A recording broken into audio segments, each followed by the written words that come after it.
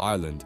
For years, Ireland was a well-oiled machine, tough, smart, and full of experience. But heading into the 2025 Six Nations, things aren't quite as smooth anymore. And most of it comes down to one thing: life after Johnny Sexton. When Sexton retired after the 2023 World Cup, he didn't just leave a hole at fly half, he left behind the brain of the team. He was the guy who controlled the pace, spotted things early, and made everyone around him look better. You don't just replace that overnight. Now Ireland is stuck in a bit of a transition. Jack Crowley is the one getting most of the minutes at 10. He's got talent, stays calm, and knows how to manage a game. But he's not Sexton, at least not yet. And when things get tense, like in a close game against France or England, you can feel that tiny pause in decision making. 1 second it's a missed kick to touch, the next it's a pass that doesn't quite land. It's not a disaster, but at this level, those little slips matter. Behind him is Sam Prendergast. He's got flair and a good instinct for the game, but he's still pretty raw. The coaches clearly don't want to rush him in too fast and risk burning him out. So right now,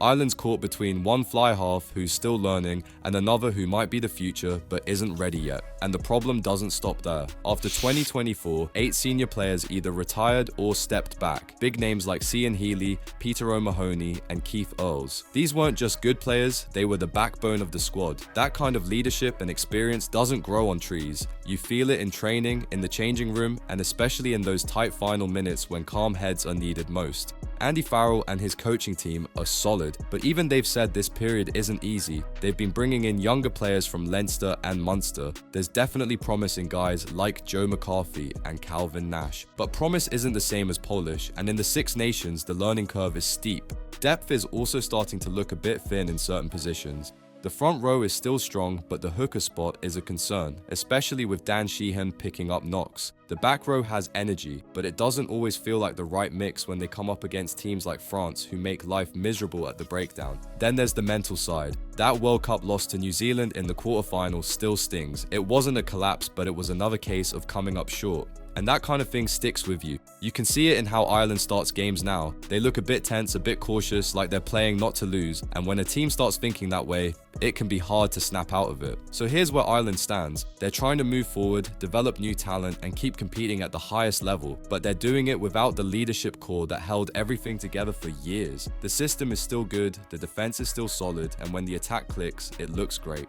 But with no settled fly half, less experience to lean on, and a bit of fear creeping in during the big moments, Ireland doesn't feel as sharp or confident as they once did. France. If there's any team in the Six Nations that should be smashing through everyone, it's France. On paper, they've got everything: power, flair, depth, and some of the best talent in the world. But for all the highlights and fireworks, something just hasn't clicked since their big 2022 run. The deeper you look, the more you start to see that it's not about skill, it's about rhythm, confidence, and figuring out who they really are. It all starts at the breakdown. Back in 2022, France were a nightmare to play against. They were quick to the ball, aggressive in the tackle, and had guys like Gelonge, Marchand, Villiers, and Danty who just lived for the scrap. They slowed everything down, forced mistakes, and took the air out of the opposition's game. But now, that bite has faded. Injuries, form dips, and a few changes in tactics have taken the edge off. They're not stealing the ball like they used to, and that means fewer counterattacks and fewer chances to play their fast, open game. Then you've got the fly half situation. Romain Ntamack was supposed to be the main man for years, but that ACL injury in 2023 kept him out for a long time. Mathieu Jalibert filled in, and while he's exciting and plays with flair, he's also unpredictable. Sometimes he pulls off magic, other times it's chaos. And now that Ntamack's back but not quite at full speed, France has been juggling form and fitness and trying to settle on who should run the show. Antoine Dupont is still the best scrum half in the world, no question. His runs, his decision making, the way he controls the pace, it's all world class. But even he can't carry the whole thing on his back. The players around him keep changing, and it shows. The offloads aren't as slick, the running lines aren't opening space the way they used to, and the forwards aren't hitting the same tempo in support. That sense of connection, that natural flow they had, it's just not as sharp. Ironically, part of France's problem is that they've got so many good players. With all that depth, it's hard to stick with one lineup, so there's been constant rotation, and in a competition like the Six Nations, that can hurt you. Cohesion matters, especially when the margins are tight. Teams like Ireland and England rely on familiarity, while France has looked like they're still figuring things out on the fly. There's also that World Cup hangover. The 2023 tournament on home soil was supposed to be their big moment. Everything had been building toward it for years. The hype, the talent, the planning, it was all lined up. And then they went out in the quarterfinals against South Africa in a brutal, close match. It broke something, not just on the field, but in the mindset. Now, every time France plays, you can feel the weight of that disappointment. It's not just about winning anymore, it's about proving that the project still works. Defensively, they're still strong, especially in the midfield. Gaël Fickou leads the way there, but without those turnover threats they used to rely on, they're having to defend for longer stretches. And even small errors, like a late tackle, a missed read, can start to pile up. Suddenly teams are putting up points when France thought they were in control. And then there's discipline. It's not a full-blown crisis like some other teams, but the timing of their mistakes is rough. A high shot 5 meters out, a silly shove, a late hit on the kicker. These aren't huge disasters on their own, but they swing momentum in tight matches. And France has had a few of those moments at just the wrong time. Finally, there's the coaching side. Fabien Galtier is sharp, no doubt, but some say the team's become a bit too scripted. France used to be known for their flair, for playing what's in front of them. Now it sometimes feels like they're stuck between being structured and being spontaneous. When they open up and go free-flowing, they're nearly impossible to stop, but when they go full playbook mode, they look a little flat. France still has everything they need to win the tournament: the players, the depth, the skill, the smarts, but they're trying to find their spark again. With the pressure of the World Cup still hanging over them, and some key areas not quite firing, they look a little more beatable than they should. If they figure it out, they'll be scary again. If not, they might keep tripping over their own potential. England's always been one of the big names in rugby. They've got the players, the money, the setup, and that famous never say die attitude. But lately, they've been the team that should be winning and just doesn't. They've got power, they've got territory, they've got flashes of brilliance, but when the final whistle blows, the scoreboard tells a different story, and that's been happening a lot. The biggest issue? Inefficiency in attack. England gets into the opposition 22 more often than almost anyone else in the Six Nations, but once they're there, things fall apart. The plays are predictable, the ball gets slow, and they struggle to turn pressure into points. Sometimes they'll spend 4 or 5 minutes camped on the try line and still walk away empty-handed, or worse, give up a penalty and hand the ball back. It's not just frustrating, it's draining, and opponents know it. A big part of the problem is the fly half situation. Since Owen Farrell stepped away from the international scene, it's been a rotating door. Marcus Smith, George Ford, and Finn Smith, all good players, but very different styles. Ford is steady and safe. Marcus is all flair and instinct. Finn's got potential, but he's still learning, so every match feels like a new personality is running the show. Some days England kick for territory, other days they're throwing wild offloads like they're playing sevens. There's no clear identity, and it shows. Then there's the kicking game, which has quietly turned into a major headache. In a tournament where one missed kick can decide everything, England has had the lowest kicking percentage in recent years, around 67%. That's not just a bad day, that's a trend. Missed conversions, easy penalties sailing wide, kicks not finding touch. These moments kill momentum, and it's even more frustrating when you remember they've got top-level kickers at club level. So what's going wrong? It just seems like once they pull on the England jersey, the nerves kick in and the accuracy disappears. Discipline hasn't been much better. England has a nasty habit of giving away cheap penalties at the worst possible times. You'll see them dominate a half, then give away 2 silly penalties in the final stretch. High tackles, offside calls, players not rolling away, all the stuff you'd expect to get right at this level. And these aren't aggressive, dangerous plays, they're just small lapses in focus. But in tight matches, they cost you everything. It's not all physical either. Mentally, England just doesn't look confident. When they're ahead, they go into their shell. When they're behind, they look like they panic. There's no one on the pitch grabbing the game by the collar and saying, "Follow me." No Sexton, no Dupont, just a rotation of leaders trying to steer the ship without a compass. And that kind of uncertainty creeps into everything, especially in the big moments. Which brings us to Steve Borthwick. When he took over after Eddie Jones, things seemed to tighten up. The defense improved, the set piece looked better, and there was more structure. But now people are starting to ask if the team's become too rigid. The attack feels like it's reading off a script. You see the same patterns over and over.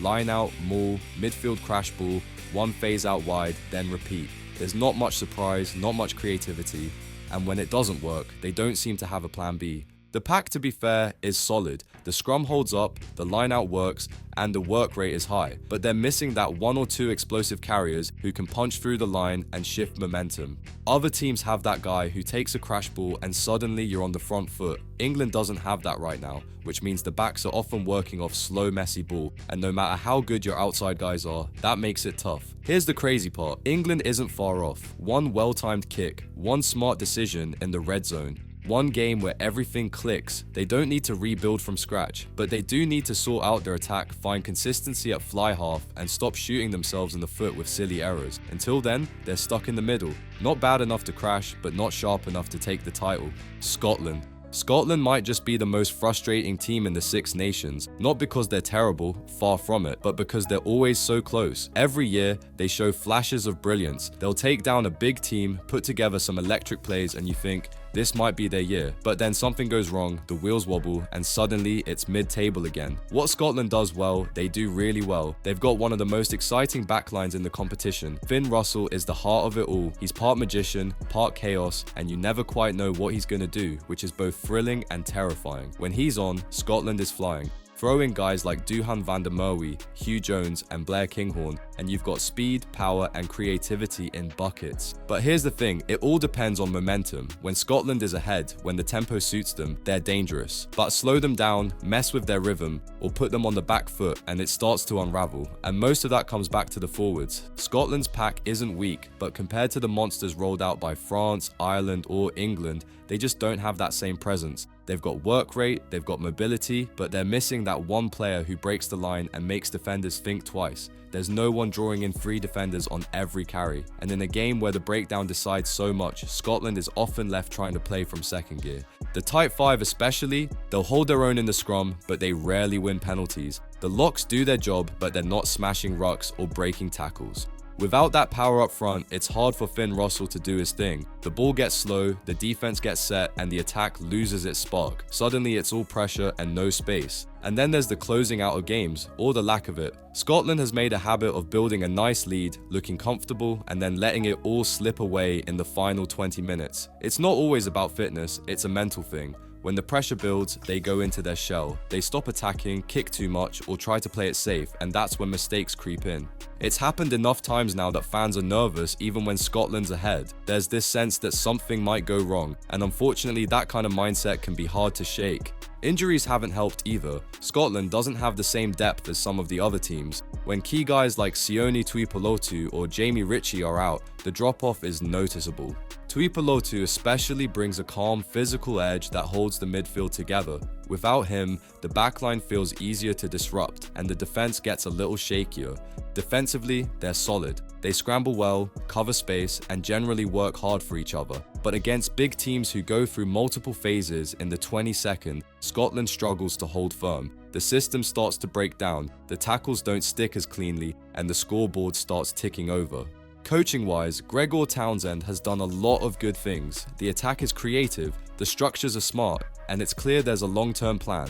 But some feel like the team still relies too heavily on Finn Russell. When he's hot, everything flows. When he's off, it all stalls. And there doesn't seem to be much of a plan B. Leadership is another area that's felt a bit unsettled. With injuries and rotation, there hasn't always been that one strong voice guiding the team through rough patches. Other nations have guys like Peter O'Mahony or Courtney Laws who bring that edge. Scotland has leaders, but it feels more like a group effort than one clear figure. That's fine when things are going well, but in tight games, sometimes you need someone to grab the moment. So here's the story. Scotland has the pieces, the skill, the speed, the flair, it's all there. But without forward dominance, a consistent mental edge, and a way to finish strong, they keep ending up just short. They're not far off, and when it finally clicks, they could be dangerous. But until then, they're stuck being the team that almost got there.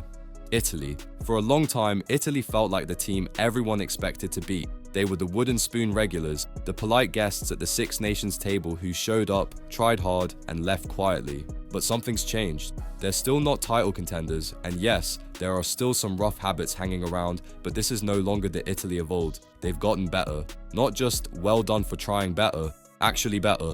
And a lot of that starts with their backline. This group doesn't play scared. Paolo Garbisi has grown into a solid fly half who can control the tempo, take smart risks, and nail his kicks when it matters. He's not flashy for the sake of it, but he's not afraid to try something different when the space is on. Then there's Ange Capozzo, who is basically chaos on legs. Give him half a gap and he's gone. He brings that unpredictability that Italy used to be on the wrong side of. Now they've got their own X factor.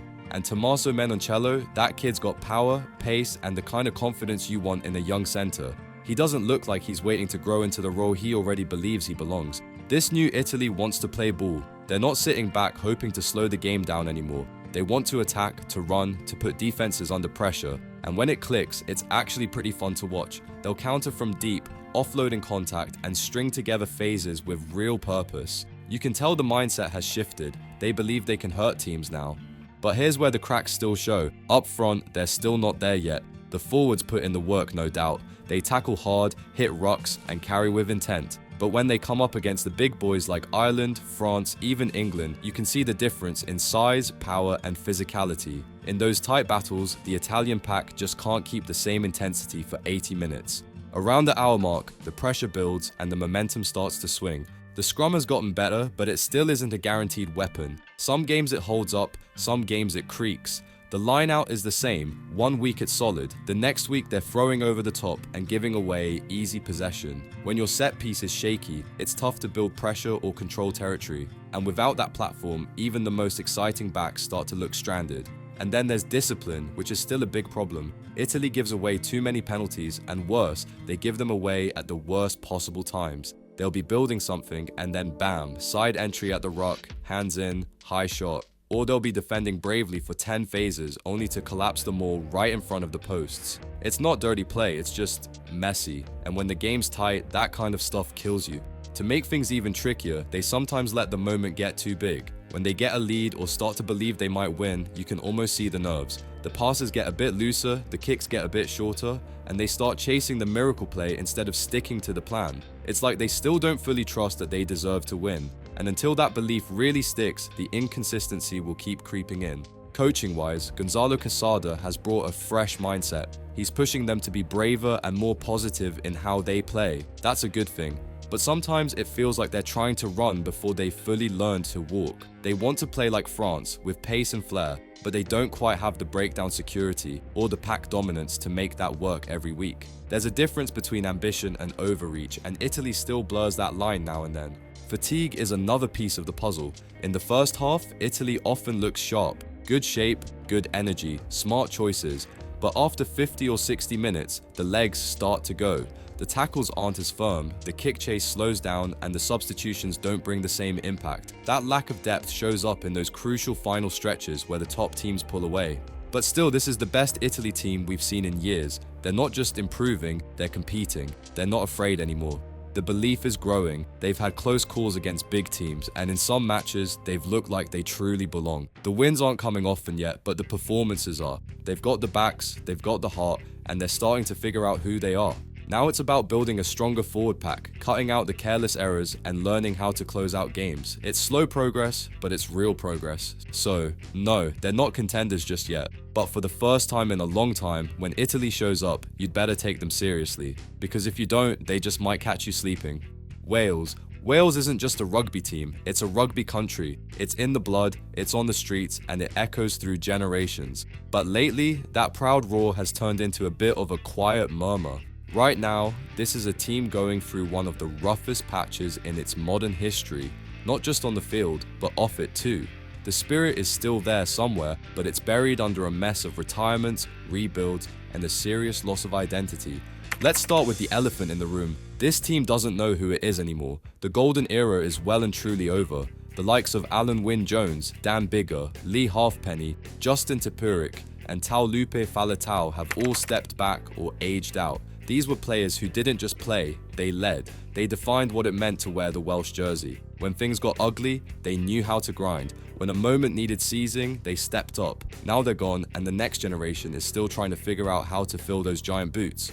What's left is a team full of potential, but very little experience. In 2024, Wales sent out the youngest squad in the Six Nations. That brought some energy, sure, but also a whole lot of growing pains. Mistakes, poor decision making, dropped balls under pressure, all of it showed up, especially in the second halves of games. You could see that these guys were learning on the job, and sometimes it looked like they weren't even quite sure what they were building toward. And then there's the attack, or what's left of it. It's not just blunt, it's one-dimensional. Wales has fallen into this cycle of sending up one-out runners, going sideways across the field, and hoping someone finds a gap that isn't there. There's no spark, no deception, no real sense of structure, and when it comes to creating line breaks or linking phases, they look a step behind.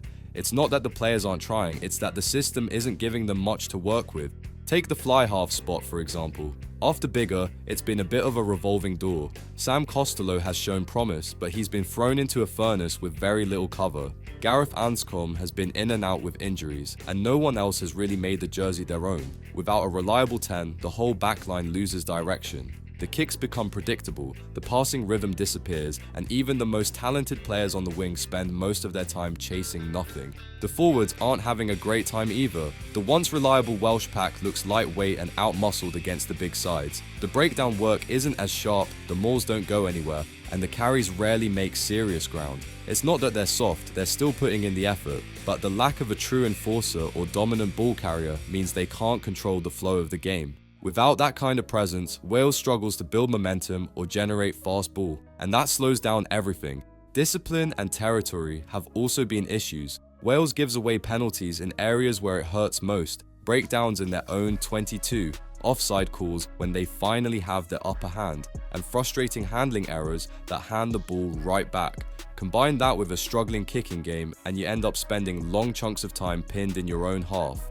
That's how pressure builds. And eventually, that's how leads slip away. Defensively, they're not terrible, there's still pride in the jersey, but the system breaks down under sustained pressure. In the past, Wales could defend 20 phases on their line and come out with the ball. Now they bend, and once they bend, they usually break. When opponents build pressure, Wales doesn't seem to have that old school grit to hold them out anymore. Whether it's fatigue, inexperience, or just too much time spent defending, the line gets crossed far too often.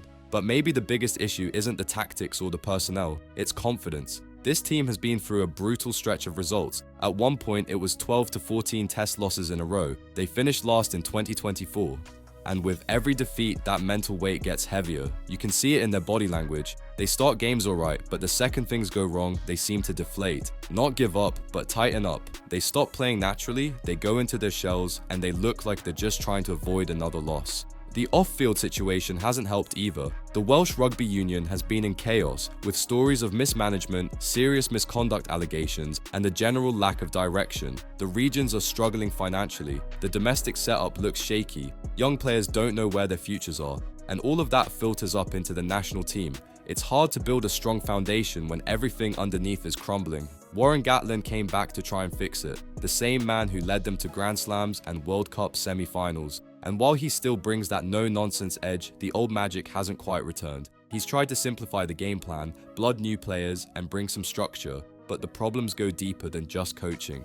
The whole system needs time to heal and rebuild. Still, there are bright spots. Players like Dafydd Jenkins, Jack Morgan, and Dewey Lake are tough, young, and clearly care about the jersey. They could be the next great leadership group if given time and support. The passion from the fans is still there. The rugby culture is still strong. But right now, Wales is a team caught between eras. The old guard is gone, and the new core hasn't fully formed yet.